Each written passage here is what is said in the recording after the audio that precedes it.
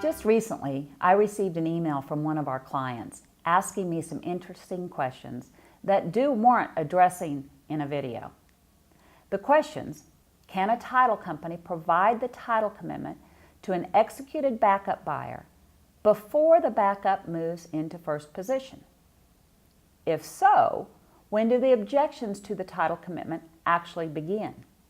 At the new execution date of the backup or the date the buyer receives the title commitment? This is a great question and one that I had not thought about before. The issue is, when does a buyer forfeit his right to object to title defects?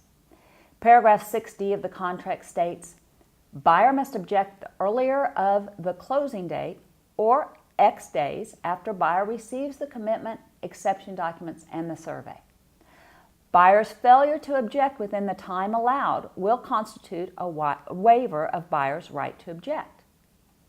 The backup addendum then states, except as provided by this addendum, neither party is required to perform under the backup contract while it is contingent upon the termination of the first contract. Since the backup does not require performance, what happens to all the deadlines that are based on performance if the parties decide to perform anyway?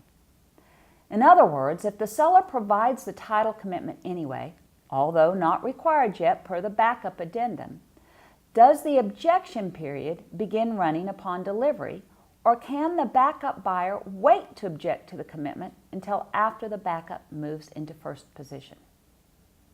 Because I am aware of a case where the court held that a buyer could no longer object to items shown on an original commitment when a revised commitment was delivered at a date after the objection period had run, holding that the buyer only then had the right to object to new items, I suggest that the backup buyer object to any title defects within the time allowed after receipt of the commitment, irrespective of whether still in the backup position. Then, however, arguably the seller has 15 days from that date of objection to cure, or buyer must waive the objections to preserve the contract. Paragraph 6D states, if objections are not cured within such 15-day period, this contract will terminate and the earnest money will be refunded to buyer unless buyer waives the objections. Ouch!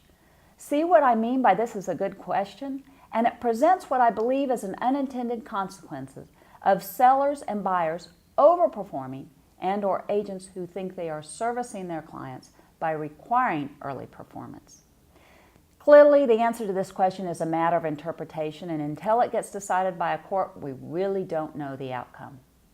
Perhaps this is something the Broker-Lawyer Committee should discuss and address in its next revision of the contract. Great question. Please keep them coming.